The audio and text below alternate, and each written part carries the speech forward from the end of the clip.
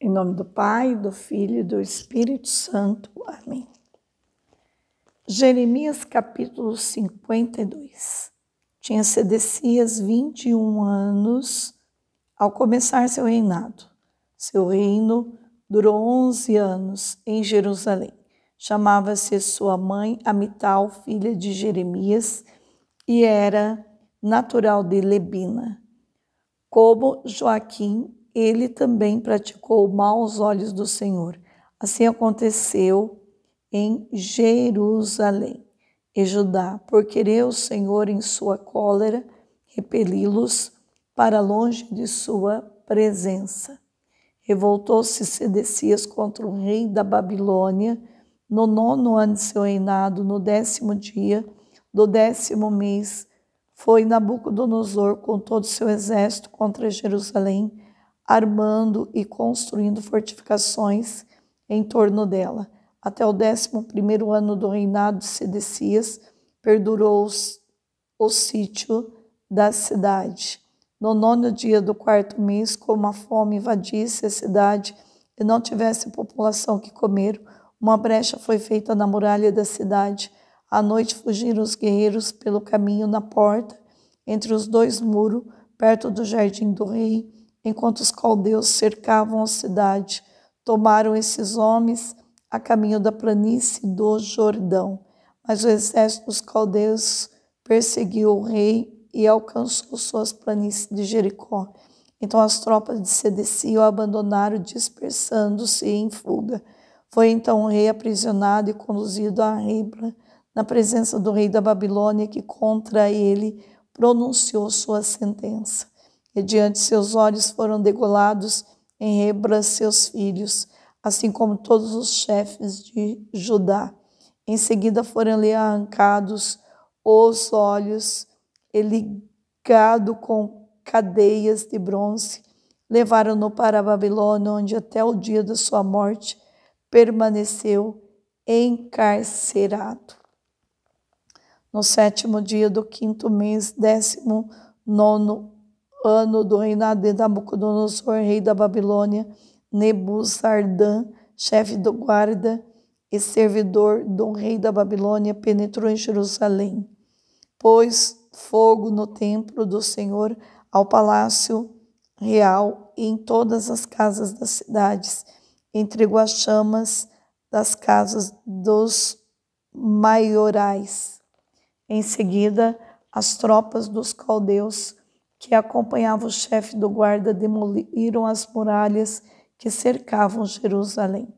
E Nebuzaradan, chefe do guarda, deportou para a Babilônia uma parte dos pobres da terra, o que restara a população da cidade, bem como os que já havia rendido ao rei da Babilônia, e o restante dos artífices.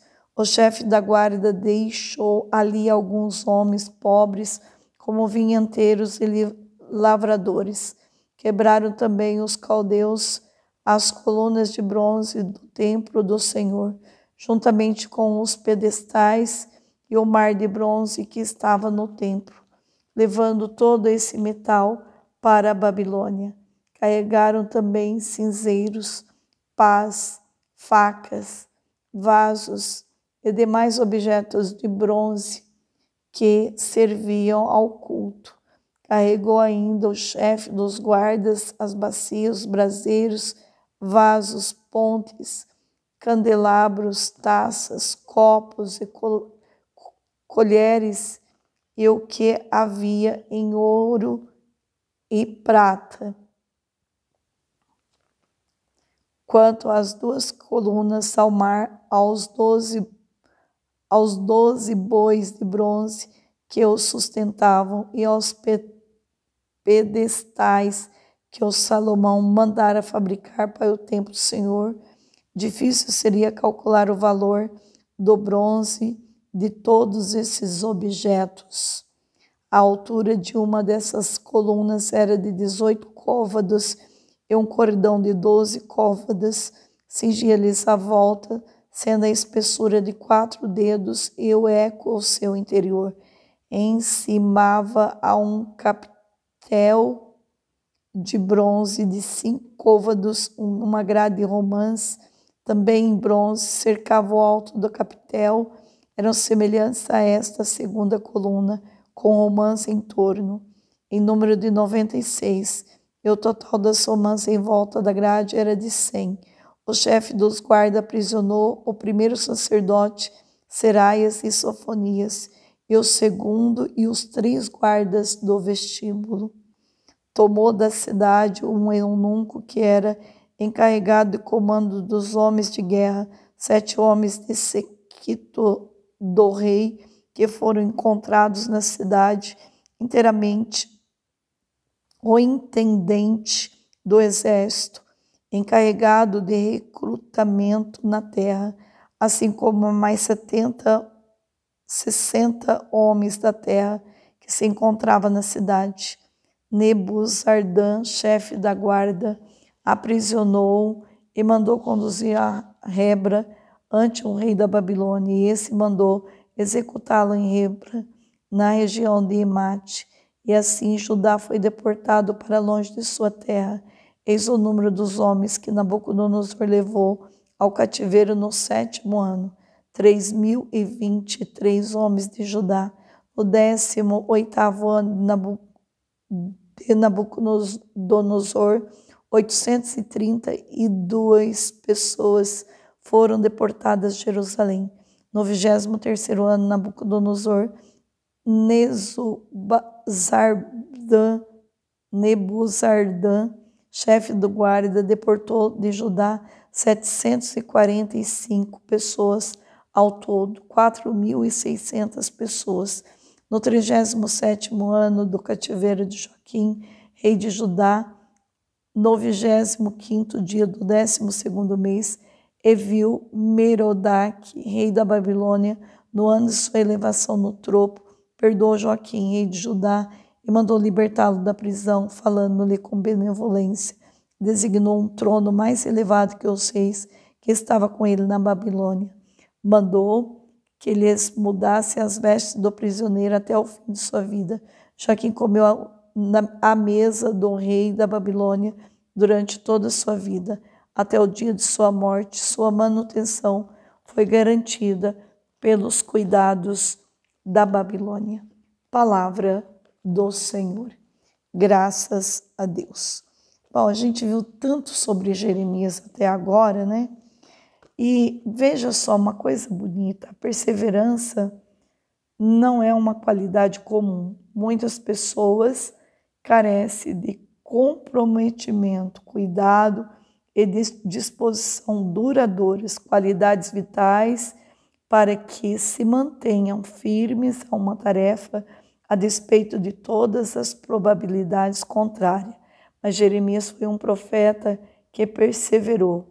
O chamado de Deus a Jeremias revela como ele nos conhece intimamente. O Senhor teve apreço por nós antes que qualquer pessoa soubesse que existiríamos. Cuidou de nós enquanto estávamos no útero de nossa mãe. Planejou nossa vida enquanto nosso corpo ainda estava sendo formado.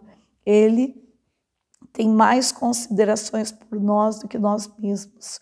Jeremias teve que depender do amor de Deus enquanto perseverava. Seu público era normalmente contrário ou apático à sua mensagem. Ele foi ignorado. A sua vida frequentemente foi ameaçada. O profeta sentiu tanta alegria pelo despertamento espiritual de Judá, quanto a tristeza pela idolatria da nação. Com exceção do rei Josias, Jeremias assistiu rei após rei ignorar suas advertências e conduzir o povo para longe de Deus. Ele viu teus companheiros e profetas serem assassinados. Ele próprio foi severamente perseguido. Finalmente assistiu à derrota de Judá nas mãos dos caldeus. Jeremias respondeu a tudo isso com uma mensagem divina e lágrimas humanas. Ele foi o primeiro a sentir o amor de Deus por seu povo e a rejeição desse amor por parte do judeu. Porém, mesmo quando se sentiu magoado e pensou em desistir, Jeremias manteve a convicção de que tinha de avançar. Deus o chamou para perseverar e o profeta expressou sentimentos intensos, mas foi capaz de enxergar além e contemplar a Deus, que logo executaria a justiça e posteriormente mostraria a sua misericórdia. Pode ser fácil para nós nos identificarmos com as frustrações e com o desânimo de Jeremias, mas precisamos perceber que a vida deste profeta é também um encorajamento à fidelidade. Então, ele escreveu 2 livros do Antigo Testamento, Jeremias e Lamentações, ministrou durante o reinado dos últimos 5 anos de Judá, foi um incentivador da grande reforma espiritual que ocorreu no reinado de Josias, agiu como um fiel mensageiro de Deus, apesar de ter sofrido muitos atentados contra a sua vida, ficou tão profundamente entristecido com a condição decaída de Judá que ganhou o título do profeta chorão. Lições de vida. A opinião da maioria não é necessariamente a expressão da vontade de Deus. Embora o castigo pelo pecado seja severo, a esperança da misericórdia de Deus. Deus não aceitará uma adoração vazia que não seja sincera. Servir a Deus e não garante segurança terrena. Então, Jeremias deixa esse legado para todos nós aqui, que não é um legado pequeno, né? Então, no versículo 52, nesse capítulo, há mais detalhes sobre a destruição de Jerusalém, registrada no capítulo 39, versículo 2 Reis 24, 18 e o 25, 21. Esse texto mostra que as profecias de Jeremias relativas à destruição de Jerusalém, ao cativeiro babilônico, se cumpriram com precisão. Para obter mais informações sobre Zedequias, nós podemos ver Jeremias 39. Ribla estava situada a aproximadamente 320 quilômetros ao norte de Jerusalém. Era a sede do governo da Babilônia na região. Ramate era um distrito da Síria que obrigava a capital da nação. O rei da Babilônia demonstrou bondade para com Joaquim em 561 a.C. Joaquim, libertado da prisão, recebeu a permissão de comer com o rei. Deus continua a mostrar bondade aos descendentes de Davi, mesmo no exílio. Aqui, então, podemos ver ainda, aos olhos do mundo, Jeremias parecia totalmente fracassado. Não tinha dinheiro, família ou amigos. Profetizou a destruição da nação, da capital e do templo. Mas os líderes políticos e religiosos não acharam nem seguiram seus conselhos. Nenhum grupo de pessoas gostou de Jeremias, nem lhe deu ouvidos. Contudo, ao olharmos para trás, vemos que completou com sucesso a obra que Deus lhe confiou. O sucesso nunca deve ser medido pela popularidade, fama ou fortuna, pois estas são coisas temporais. O rei Zedequias, por exemplo, perdeu tudo na busca dos objetivos egoístas. Deus mede nosso sucesso pela obediência, fidelidade e retidão. Se você estiver realizando fielmente a obra de Deus que Ele lhe confiou, será bem-sucedido diante dos olhos dele em tudo, para a glória do Senhor. Aqui termina, então, uma parte de mais um livro da Bíblia. Vamos começar amanhã com Lamentações. Pai nosso que estais no céu, santificado seja o vosso nome. Venha a nós o vosso reino, seja feita a vossa vontade, assim na terra como no céu.